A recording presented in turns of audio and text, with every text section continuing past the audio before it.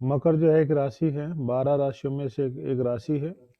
उस राशि में जो है मनाने से संक्रांति है, इस उत्सव को मनाते हैं। और इसके पीछे क्या है कि सूर्य देव जो है मकर राशि में जैसे प्रवेश करते हैं, अर्थात वे उत्तर दिशा की ओर और मकर राशि में प्रवेश करते हुए जो है अपने पुत्र शनि के घर जाते हैं, क्योंकि शनि देव जो है वो मकर राशि के स्वामी है। तो यहाँ पर जो है पिता और पुत्र के बीच का संबंध का भी आदान प्रदान होता है आज ही के दिन, मकर संक्रांति, अर्थात उनके मधुर संबंधों को यहाँ पर दर्शाया जाता है कि किस प्रकार सूर्य देव भी अपने पुत्र शनि देव के घर जाते हैं, जो कि इस मकर राशि के स्वामी है, अधिष्ठाता है। दूसरा, भगवान विष्णु तथा केतु मधु कैटव के बीच भी जो युद्ध हुआ था वो इसी दिन हुआ था, इसी तिथि में मधु कैटव और भगवान विष्णु के बीच बड़ा ही जो है युद्ध हुआ था। और भगवान विष्णु ने क्या किया था, उस मधु नामक जो है तो पर्वत को जो है आज ही के दिन जो है मधु के कंधों पर रखा, उसको दबा दिया। जो राजा राक्षस था उसके खूब कंधों पर उस जो है मंदार पर्वत जो है उसको रख दिया, दबा करके मार दिया, जिसके कारण उसकी मृत्यु होगी।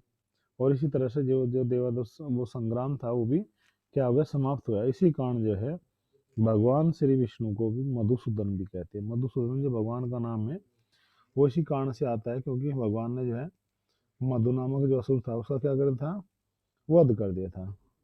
तो क्योंकि भगवान जो है अपने भक्तों का क्या करते, रक्षा करते हैं, अपने भक्तों की संकटों का हरण करते हैं। इसी कारण से जो है भगवान ने जो है मधु नामक असुर का वध किया।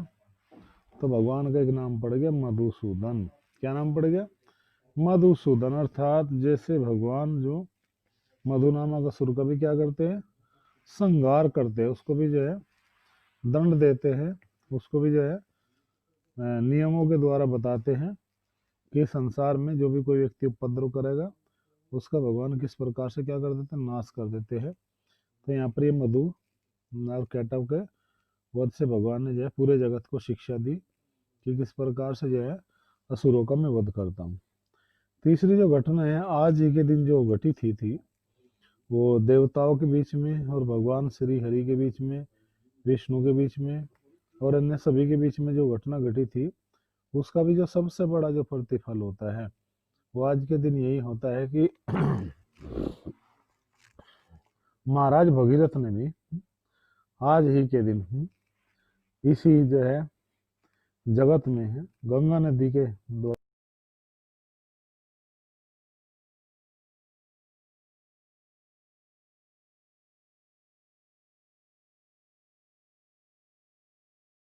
जो है कर दिया गया था उनके जो है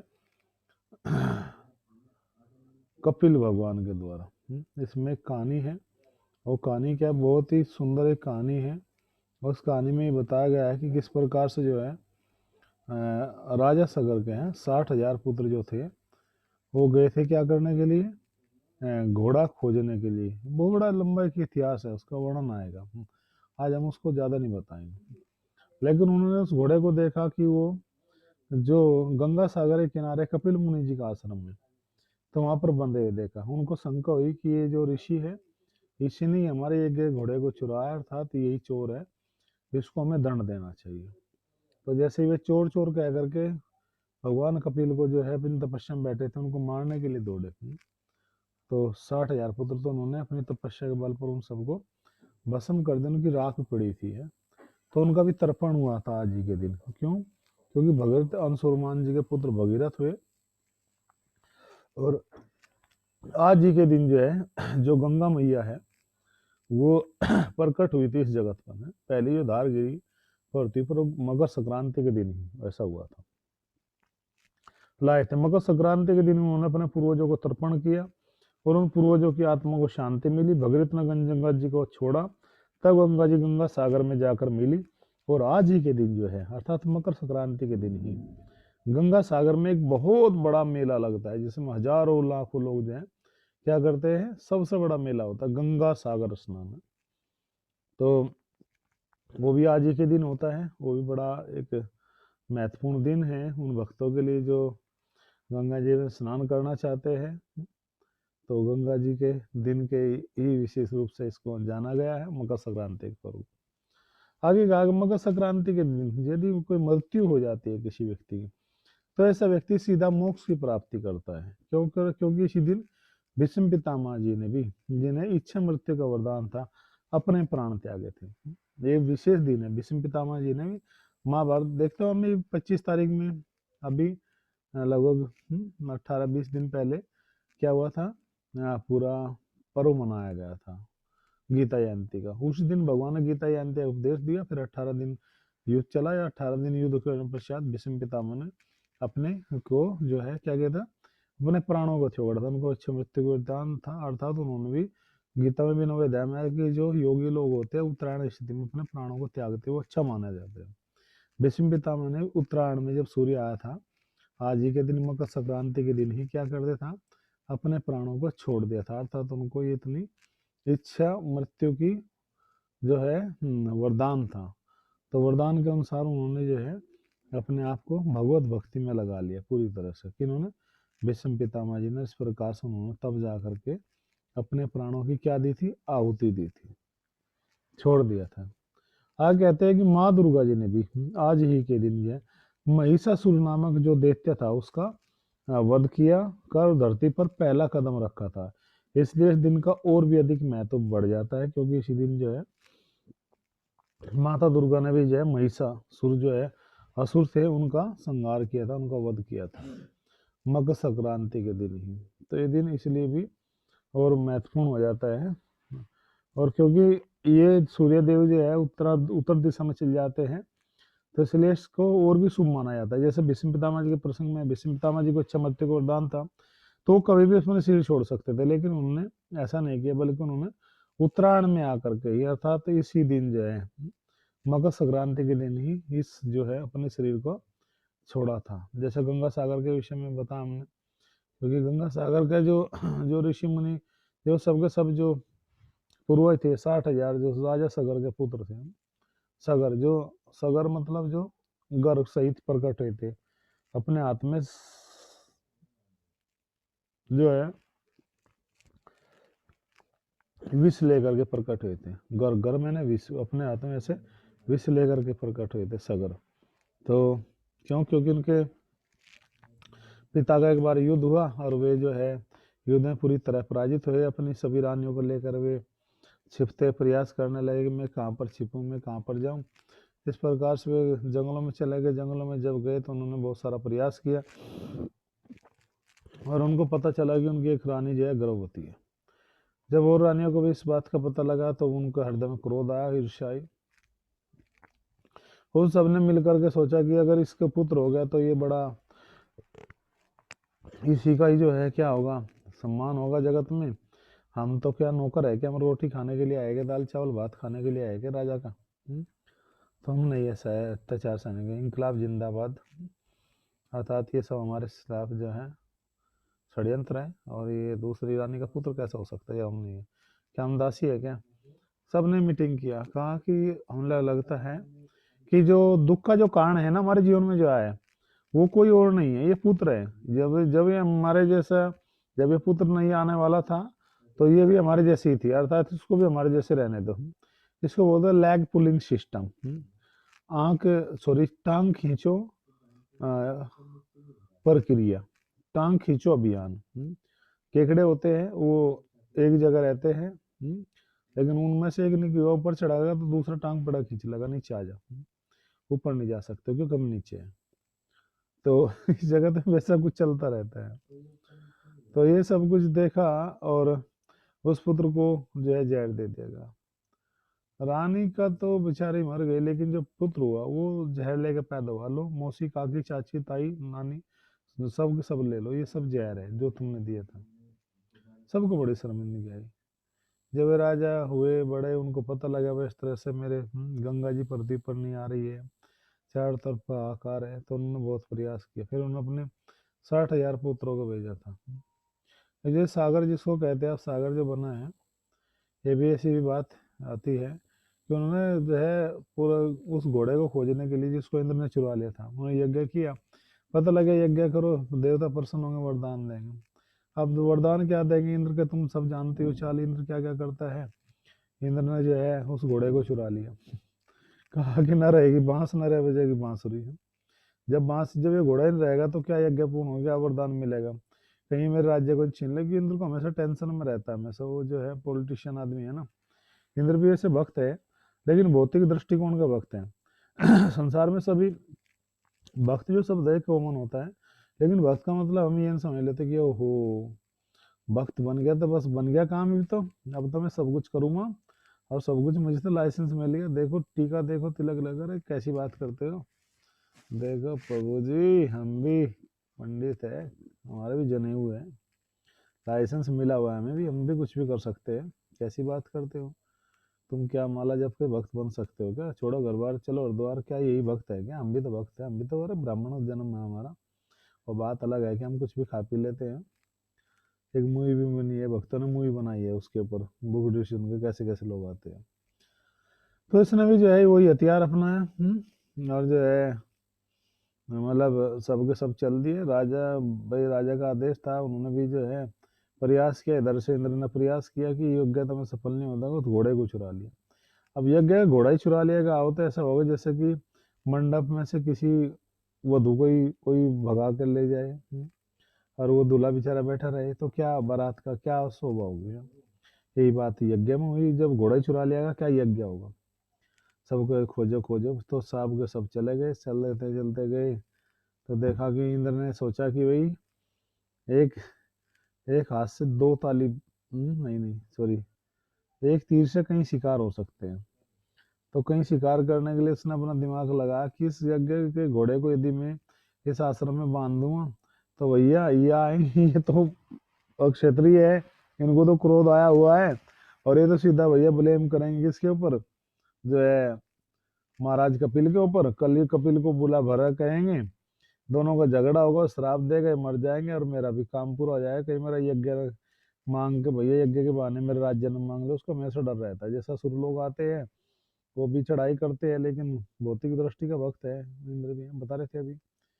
और वो सुबह सुबह मंगला आरती वगैरह जाता है, लेकिन सुबह दोपहर होते फिर वो मुजदारी सब चीज शुरू कर देता है अपने दरबार में, है खाओ पियो ऐस करो, कल किसने देखा है, इंद्र है हम कोई बात नहीं लेकिन स्टार प्लस चलाओ।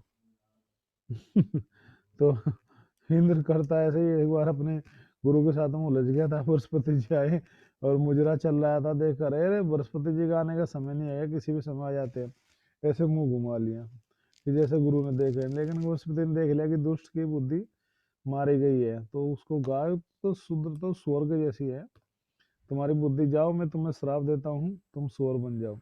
स्वर की योनि में आ पड़ा रहा बहुत सारी पृथ्वी पर, लंबी कथा है।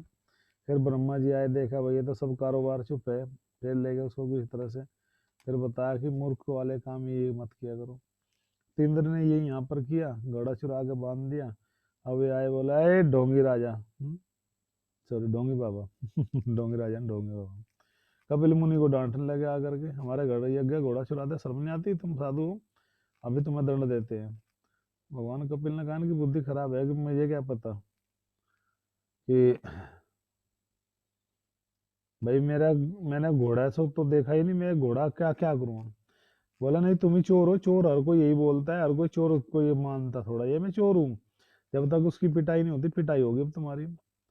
भगवान कपिल ने कहा पिटाई करोगे, अच्छा अभी बताता हूँ। तो अपना जल लिया कमंडल में छिड़का, बोले ये क्या हमारे ऊपर पानी डाल के डरा रहे होगे, बोले डरा रहा हूँ जला रहा हूँ। देखो अभी 1 मिनट में इमिडिएट होता है, वायरस है बहुत खतरनाक, और उनसे जल्दी काम करता है। तो सबके सब जल करके राख हो गए, सबके हैप्पी बर्थडे हो गए, 60,000 पुत्र मारे गए। बाप रे बाप, कहाँ गंगा जी को लाने का अभिमान था, यज्ञ मनाया जा रहा था, अश्वमेध यज्ञ किया जा रहा था, कहाँ घोड़ाई के चक्कर में सारे पुत्र ही मारे गए, सारा काम स्थगित रह गया। फिर उनके पुत्र जो है अंशुमान आए, अंशुमान जी ने प्रयास किया, वो भी सफल नहीं हो पाए। ऐसे बहुत सारे लोगों ने प्रयास किया, गंगा जी को लाए, फिर अंत में भगीरथ जी आए, भगत जी ने तपस्या की, भोलेनाथ जी प्रसन्न हुए, भोलेनाथ जी से कहा कि मैं गंगा जी को लाना चाहता हूँ अपने पूर्वजों को तर्पण के लिए, पूर्व पृथ्वी के कल्याण के लिए। तो भोलेनाथ जी ने कहा भाई इतना बहुत बहुत तेज धारा है, अब कैसे चलोगे। तो भगराज जी ने कहा देखते हैं। तो भगराज जी ले से गंगा जी को लेकर के चले हिमालय से, और गौमुख में आए, गौमुख से जो है यमुनोत्री आए, क्या इधर इधर आपके देवप्रयाग तक आए। देवप्रयाग तक आते भैया बोल रहा हूँ उसकी भगीरथ जी ने देखा कि जल ही जल, जल ही जल, जल ही जल, जल ही जल, ऐसा आ रहा कि पूरी पृथ्वी नष्ट हो जाएगी, जल जल ही जल दिखाई दे रहा था पीछे। सागर और महासागर तो क्या, पूरा कहीं कुछ भी नहीं दिखाया था, जल ही जल दिखाई दे रहा। तो भैया हाथ जोड़ करके एक पैर पकड़े हो गए, बोले भोलेनाथ जी क्षमा करो, मैं तो बालक था, आप पालक हो, संभाल लो ये मामला, नहीं तो या तो केस खराब हो जाएगा। पहला ही केस लिया है मैंने तो, और मैं क्या करूँगा। भोलेनाथ जी ने कहा कोई बात नहीं, बालक हो लेकिन हम पालक है। भोलेनाथ जी ने जब अपनी जटा खोली और जटा के पीछे गंगा जी को कहा कि देवी यहाँ पर विराजमान हुई है, तो गंगा जी को अपनी जटा में बांध लिया और फिर एक छोटी सी एक धार गिरी। उस धार को धीरे धीरे वो जो है बड़े रूप में फिर गंगा जी के रूप प्रवाहित हुए, अर्थात आज ही के दिन वो धार गिरी थी, आज ही के दिन जो है गंगा जी इस पृथ्वी पर प्रकट हुई सबके इच्छा के लिए। और आज ही के दिन और सबसे बहुत महत्वपूर्ण बात है, आज ही के दिन जो है हमारे प्रिय श्रीमंत चैतन्य महाप्रभु है, कलयुग के प्रत्यक्ष साक्षात भगवान है, राधा कृष्ण, श्री कृष्ण चैतन्य राधा कृष्ण अय्यन्य। श्री कृष्ण चैतन्य महाप्रभु ने भी आज ही के दिन कटुआ नामक स्थान बंगाल में जो संन्यास लिया था। आज ही के दिन उन्होंने सुंदर केस काटे थे अपने, संक्रांति के दिन ही उन्होंने जो है संन्यास लिया। किससे? चैतन्य महाप्रभु ने संन्यास किन से लिया था, कौन बताएगा? प्राइस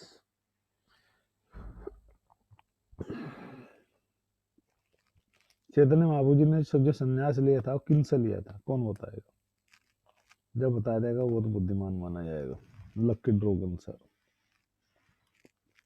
बहुत बार हमने बताया चैतन्य महाप्रभु ने संन्यास लिया था। अंकित राणा जी बताएंगे कोई किसने लिया था, मैसेज करके बताए। तो संन्यास लिया, जब संन्यास लिया तो उन्होंने जो है अपने केस कटवाए, केस इतने घुंघराले थे, कर्ली हेयर थे, महाप्रभु के बहुत सुंदर केस थे, और उन सब केसों के चक्कर में जो है फिर वो नाई भी रोने लगा था ये देख करके कि महाप्रभु के इतने सुंदर केस है, काले केस है, और मैं नहीं काटना चाहता हूँ, अर्थात वो रो रहा था। और बताते हैं उसके बाद में फिर उसने किसी के केस नहीं काटे, किसी के बाल नहीं काटे, बल्कि फिर वो जो है भजन करता था। और बताते हैं कि उसने मिठाई की दुकान खोल ली थी। ऐसा भक्त के द्वारा जो हृदय है और भगवत भक्ति से कंठ से परिपूर्ण हो जाता है। तो ऐसी स्थिति में जो है ये जो भगवान का जो नाम है ये और भी ज़्यादा मीठा और पवित्र हो जाता है। तो हमारे किसी भक्त ने जवाब दिया है, अभी तक नहीं दिया है, कि जो है महाप्रभु के जो ने जो संन्यास किससे लिया था। महाप्रभु जी ने संन्यास लिया था, आपकी जानकारी के लिए, कोई बात नहीं, गलत है, अद्वैताचार्य जी नहीं है, नहीं गलत बात है, ये भी नहीं है, ईश्वरपुरी से नहीं लिया था, सुखदेव गोयल जी कह रहे नहीं है। चैतन्य महाप्रभु ने जो संन्यास लिया था वो लिया था श्रीमान केशव भारती जी से। किससे लिया था? केशव भारती जी से संन्यास लिया था चैतन्य महाप्रभु ने। तो ये संन्यास जो है आज ही के दिन हुआ था।